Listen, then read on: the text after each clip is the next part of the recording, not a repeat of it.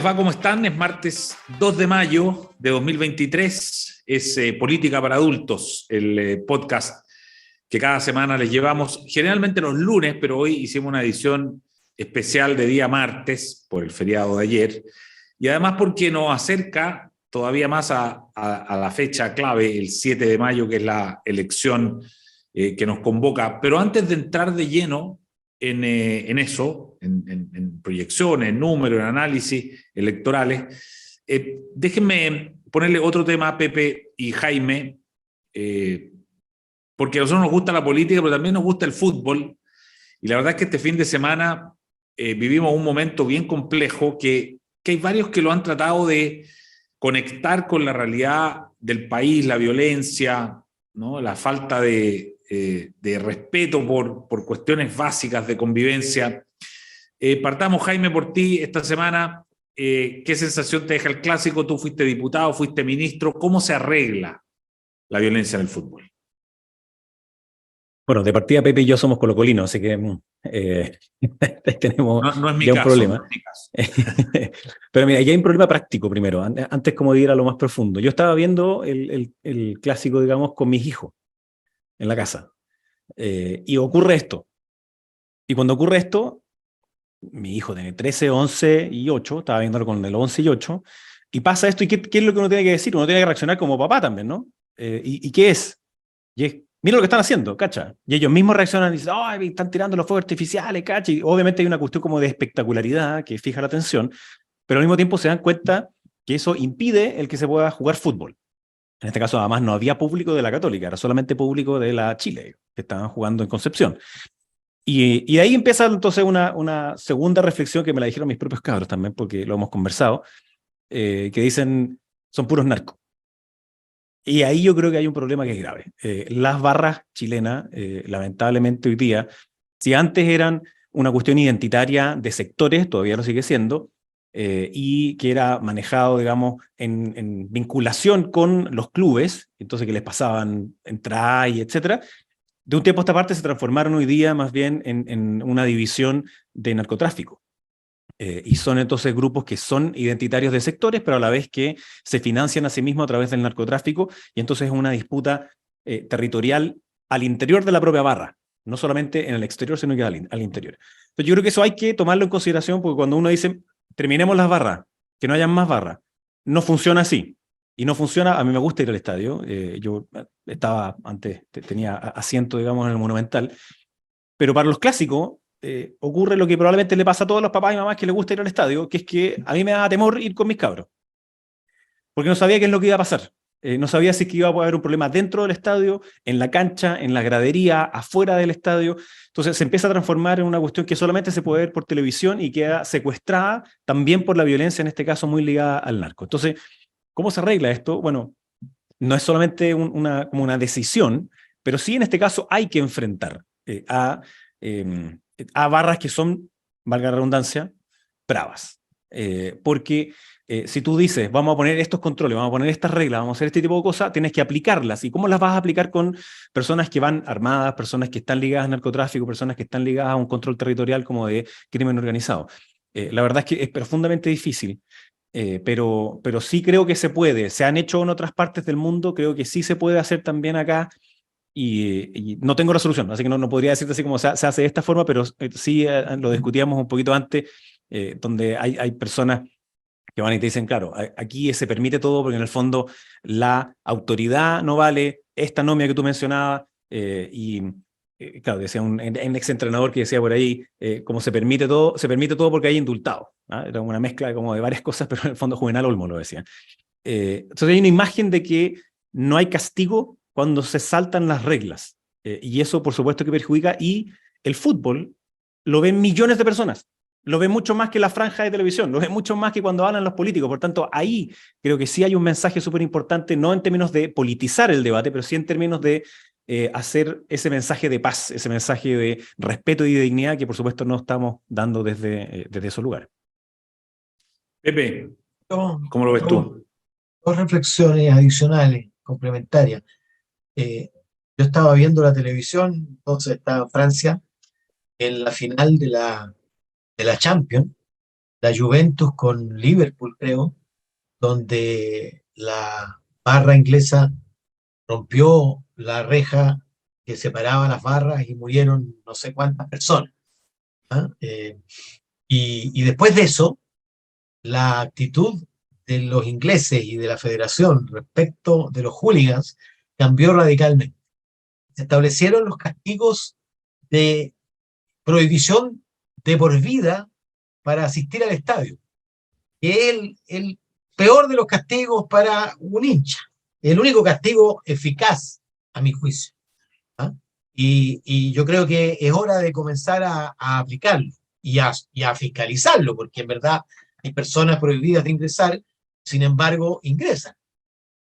La segunda reflexión es que nosotros peleamos porque los clubes se disociaran de las barras. Yo creo que tenemos que recorrer el camino inverso. Tenemos que recorrer el camino de recuperación del vínculo entre la barra y el club, porque es la única manera en que el club ejerza algún control sobre la barra. Porque si no ocurre lo que decía Jaime, las barras hoy día no son del club. Punto que llegan a boicotear a su propio club en el partido, uno de los dos partidos más importantes, el segundo, digámoslo, el segundo partido más importante del año, la Chile jugando con la Católica. ¿Ah? Y para compensar la frustración que le provoca a Chile no poder ganarle hace tantas décadas a Colo-Colo y ir a Concepción a boicotear al equipo cuando puede sacar los puntos para quedar en la punta, francamente, te dice que nada tiene que ver ese grupo con el interés del club. Y yo creo que lo que hay que hacer es recuperar el vínculo, porque eso permite formatearlo, permite capacitarlo, permite filtrarlo, permite, en fin. Los mejores momentos creo que ocurrieron cuando había una relación virtuosa. Yo creo que es hora de recuperarla, porque eso es lo único que te permite generar un vínculo de responsabilidad del club sobre la conducta de la barra. Hoy día no existe. Claro. Oye, muy interesante.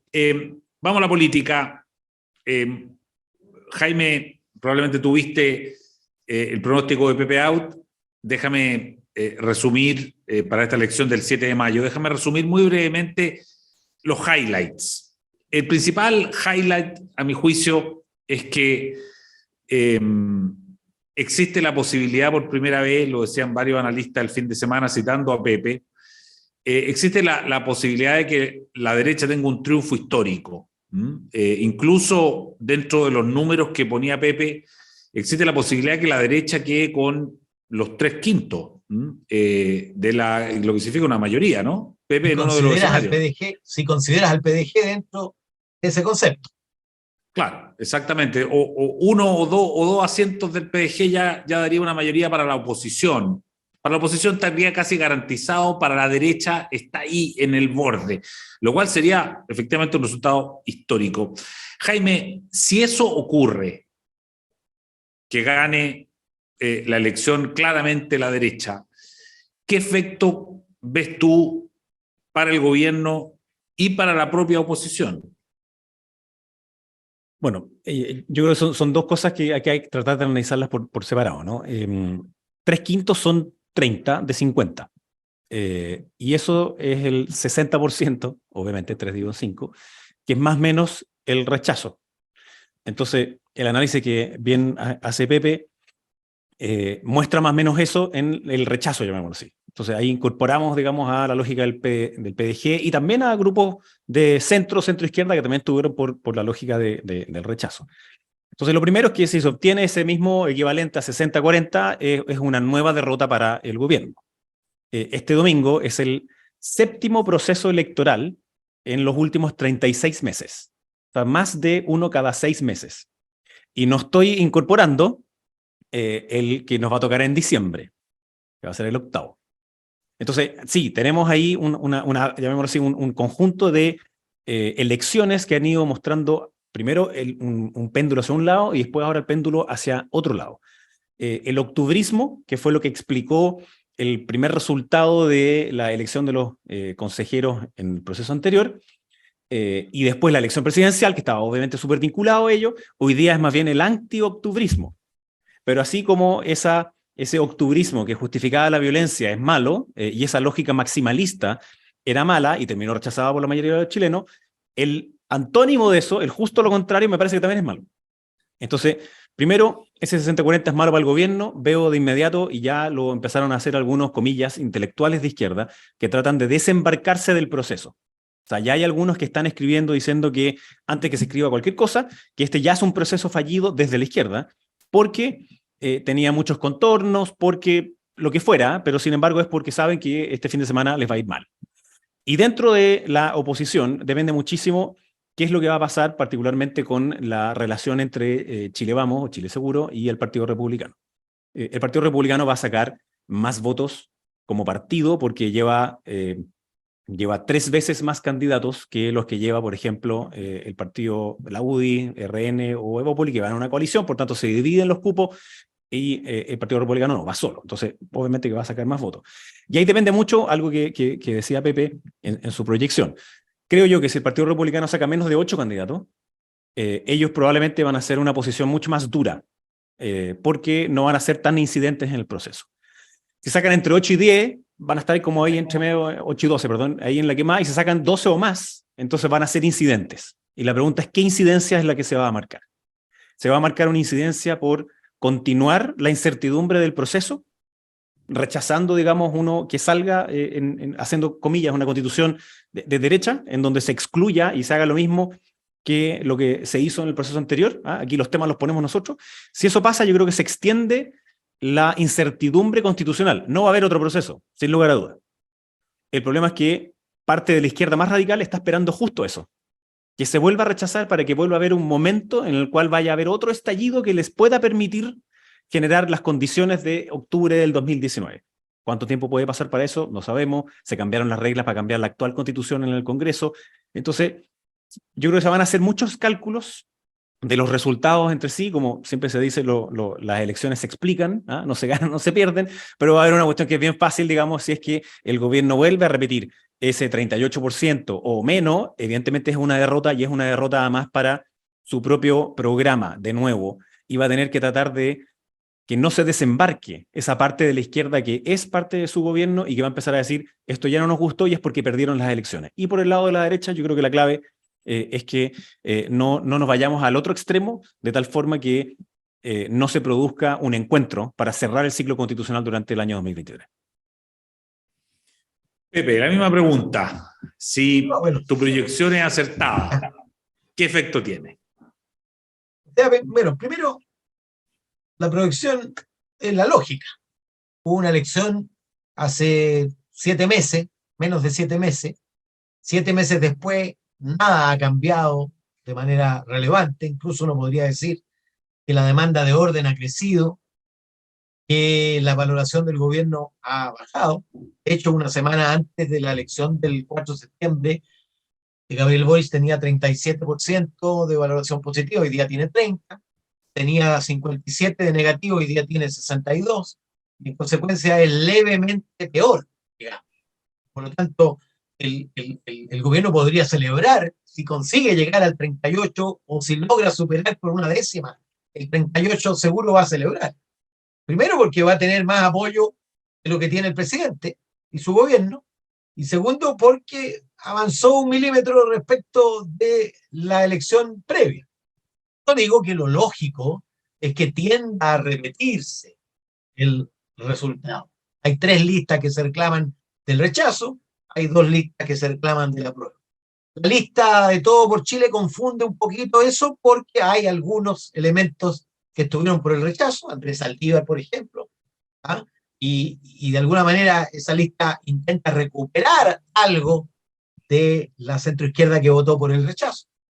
Pero lo hizo tardíamente y creo yo en una posición de debilidad, particularmente la Democracia Cristiana, que si tú observas su elenco, es un elenco más bien débil, salvo muy poquitas excepciones. Entonces, yo espero que el síndrome Stingo no se repita. Nosotros somos los ganadores de la elección, a ustedes les corresponde escuchar y someterse a nuestros designios. Bueno, eso condujo al fracaso. Perfectamente podría conducir de nuevo al fracaso si alguien cree que la Constitución es otra cosa que reglas del consenso para mayorías y minorías. Si alguien cree que la Constitución es un programa político que hay que imponerle al otro, francamente, la probabilidad de que terminemos donde mismo, estrellándonos la cabeza contra el muro, es muy alta. Ahora, yo creo que el comportamiento primero, yo no daría inmediatamente por hecho que los electos del Partido de la Gente van a estar alineados en todas las cosas con la derecha. Primero porque ellos se alinean con lo que es popular. ¿Ah?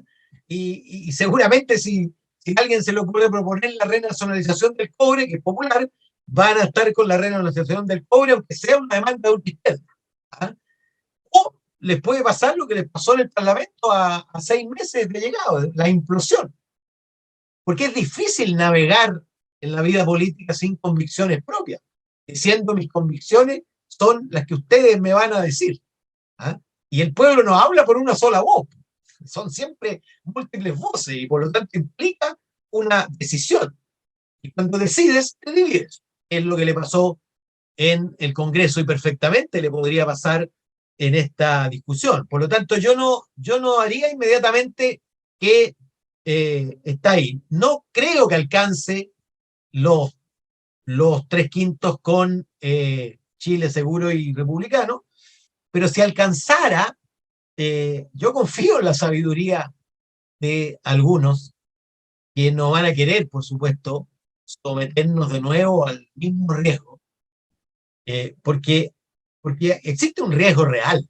Incluso si hubiera acuerdo dentro del Consejo Constitucional de que después la mayoría ciudadana no apruebe. Primero porque se ha incorporado un electorado rechacista, que es rechacista, digamos, no lo atribuyamos a la derecha, porque perfectamente podría estar en la izquierda después. Es rechacista del sistema, es rechacista de lo que propone la clase política, es rechacista y desconfiado del Estado. Y por lo tanto,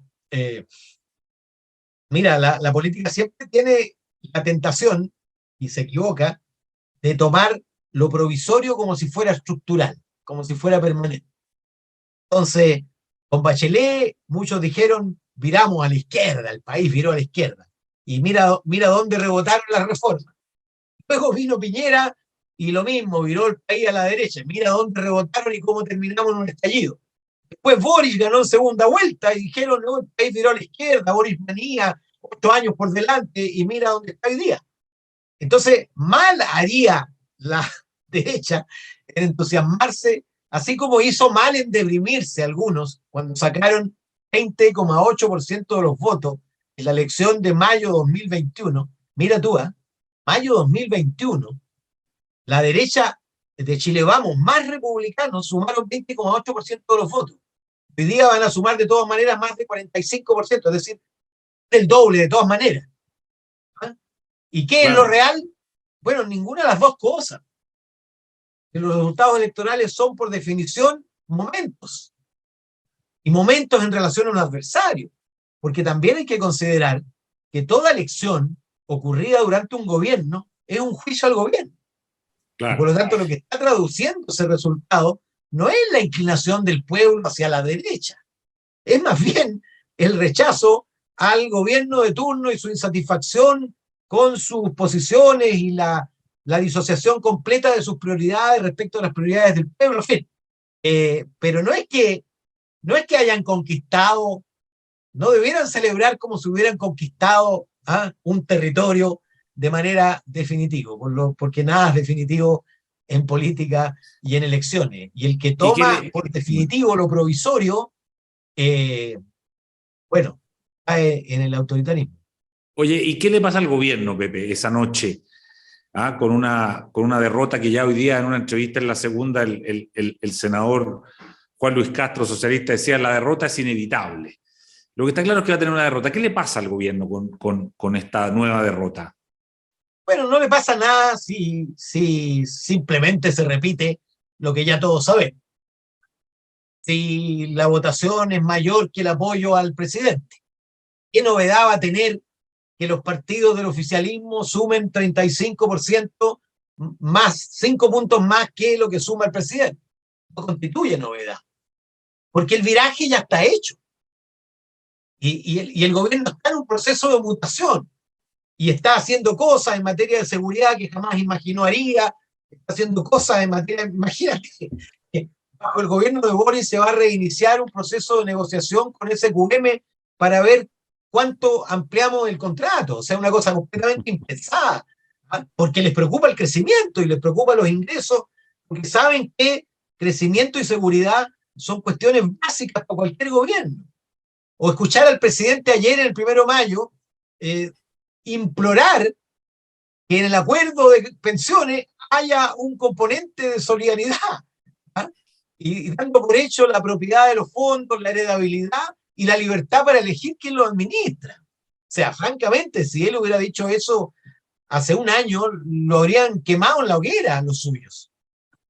Entonces está en un proceso de mutación, sin duda, y ese proceso va a seguir, independientemente de que el resultado sea 2 décimas sobre 38 o 3 puntos bajo 38. Yo creo que el resultado del plebiscito se convirtió más en un techo que en un piso. ¿Ah? Y yo estimo que es difícil que supere el 38. Yo hace 2 meses pensaba que era posible, por efecto de la ampliación de la oferta. Pero como han ido evolucionando las cosas, la neutralización de la acción del gobierno que produce esto de que el gobierno hace una cosa y los suyos dicen otra. ¿Ah? El efecto de una franja donde parece un potpurrí de ofertas distintas, pero sobre todo el efecto de un gobierno que comienza a comprometerse en serio con el tema de orden público, pero al mismo tiempo parte de los suyos comunica otra cosa completamente distinta. O sea, al mismo momento se está concordando con la oposición en el Senado la ley Naim Retamal, el presidente del partido de Gabriel Boric está ley Naim Retamal igual fiscismo. O sea, entonces lo que al final podría darte rédito no te los da, porque para que haya rédito tú tienes que cacarear ese éxito y no puedes cacarearlo porque afecta a los suyos, ¿te das cuenta? Entonces eso es lo que tiene al gobierno, creo yo, en una posición en que en el corto plazo es difícil imaginar una remontada. Quizás en el mediano, lo que está haciendo, porque las cosas que tú haces en seguridad funcionan con espoleta retardada, como dicen los militares, es decir, tiempo después de disparar. ¿Ah? Pero eso ocurrirá solo en la medida que logre hacerse acompañar por los suyos, porque si los suyos comunican algo completamente distinto de lo que está haciendo el gobierno, es difícil que el gobierno recupere electorado y se acerque a lo menos a la mayoría. ¿Me quiere agregar algo? Sí, yo tres cosas. Una que en la marcha, comillas, alternativa que hubo el 1 de mayo, donde se produjeron desmanes, habían encapuchados y otro, había un cartelito que lo encontré notable que decía abolición del trabajo. ¿Ah? Entonces, el día del trabajo se marchaba por la abolición del trabajo. Está notable. No, que en el proceso anterior lo que le pasó a la izquierda es que porque fueron por todo, se quedaron sin nada. Pero al mismo tiempo, y aquí me pongo la camiseta de la centro-derecha, digamos, y es que por no querer cambiar nada o por resistirnos a esos cambios estuvimos al borde del abismo. Entonces, es preocupante pretender ir por todo, porque no podemos quedar sin nada, pero volver al abismo. Ese es el problema. Entonces, claro, no va a haber un tercer proceso constitucional, sino que va esto a languidecer, pero la cuestión constitucional va a seguir vigente. O sea, hay fallas estructurales de la constitución actual que necesitan ser reparadas. Segundo, los cambios permanentes, como decía Pepe, no se hacen por aplanadora. O sea, si alguien supone que porque hay una mayoría en la convención nueva, digamos, y entonces eso puede quedar en la constitución y decir entonces ya, ganamos por 30 años esta cuestión, si no es acordado, ¿por qué va a ocurrir eso? Va a pasar lo mismo que pasó antes. Entonces, si realmente queremos que haya una ganancia, llamémoslo así, cultural de centro-derecha, bueno, hay que hacerlo en acuerdo para que ese set de reglas sea uno donde puedan jugar canchas de izquierda, derecha, centro-derecha, y sean los ciudadanos los que escojan una u otra. Pero no el tratar de pretender, como bien decía Pepe, hacer un programa de gobierno a partir de eso. Y yo sí hay un matiz con Pepe, que es que si al gobierno le va mal, en el fondo es la ratificación de este viraje. Y lo digo porque hay un sector dentro del gobierno que todavía quieren negar el resultado cultural del plebiscito de salida. Es decir, son aquellos que te dicen, vamos un paso para atrás y dos para adelante, que quieren volver a reivindicar algunas de estas cosas en la comisión de expertos y agarran texto que era muy similar al de la convención. Entonces, yo creo que eso va a hacer que algunos quieran empezar a arrancar más fácil, porque va a ser la mirada de no hemos ganado porque no hemos sido suficientemente de izquierda, o no hemos ganado porque no lo hemos corrido verdaderamente hacia la socialdemocracia. Como dice el senador Castro, dice que va a tener que incorporar a la DC dentro del gobierno. Entonces, esa división dentro de la izquierda, digamos, de la coalición, de las coaliciones de gobierno, creo que va a ser interesante de mirar, pero para la centro-derecha va a estar su propio desafío. Y ese desafío que se va a reflejar en esta elección, que si bien no tiene que ver con lo que pasa en el Congreso directamente, al final va a estar íntimamente entrelazado. ¿Cuál va a ser la posición frente a reformas de ahora? Una reforma de pensiones, una reforma a salud, una reforma tributaria, va a depender también de qué es lo que va a pasar con esa correlación de fuerza en esta nueva convención, este nuevo proceso. Así que yo espero que lo tomemos con tranquilidad y no con demasiada euforia, porque si queremos terminar con una de las incertidumbres que tenemos absolutamente todos en esa set de reglas del juego, yo creo que lo mejor para el país es acordar reglas aceptadas y aceptables para que cerremos el ciclo en diciembre del 2023. Muy brevemente, una última cosa antes de despedirnos. Pepe, con tu pronóstico, si se cumple un cambio de gabinete, ¿tú no le encontrarías mucho sentido? Salvo que incorpore a nuevas fuerzas políticas. A la DC. Claro, O sea, ¿te hace sentido eso? A la DC, pero el viraje ya se hizo. El viraje ya se hizo. Siempre es bueno reforzar situaciones, en fin, ampliar todo lo que pueda. Pero lo que va a provocar el resultado es el reforzamiento de esa mutación, de ese proceso. No la reversión, ni tampoco un nuevo proceso, porque el raciocinio es muy difícil de sostener que nos está ganando la derecha porque no somos suficientemente de izquierda. O sea, es francamente insostenible como lógica. O sea, Aristóteles no lo dejaría pasar. El problema es que hay algunos intelectuales de izquierda que dijeron eso exactamente hace una semana atrás y firmaron otras 10 grupos más que son bastante radicales. Pero, claro, yo te encuentro toda la razón, pero en el fondo para ellos se ratifica eso y por tanto, en el fondo este ya no es nuestro gobierno. Claro, tendría que ser una cosa como esa. Oye, pero nada, la próxima que nos toca es el martes, es el próximo lunes, efectivamente, después de la elección, el 8, y va a ser en vivo, ¿no? En el Teatro Zoco. Así es que quienes quieran asistir, los miembros de la Red Libre que quieran ir, en este mismo video, aquí abajo en la descripción del video, hay un link donde se van a poder inscribir para poder ver esto mismo en vivo, con todo el análisis, con todas las cartas arriba de la mesa y con los efectos probablemente muy ya a la vista o a punto de ocurrir. Así que quedan todos invitados para el próximo lunes por YouTube o en vivo, Política para Adultos. Gracias, Pepe, gracias, Jaime, y nos vemos a la vuelta de las elecciones. Que estén muy bien. Gracias, chao. Nos vemos. Y vayan a votar. Chao. El Líbero, la realidad como no la habías visto. Haz que estos contenidos lleguen más lejos haciéndote miembro de la Red Líbero.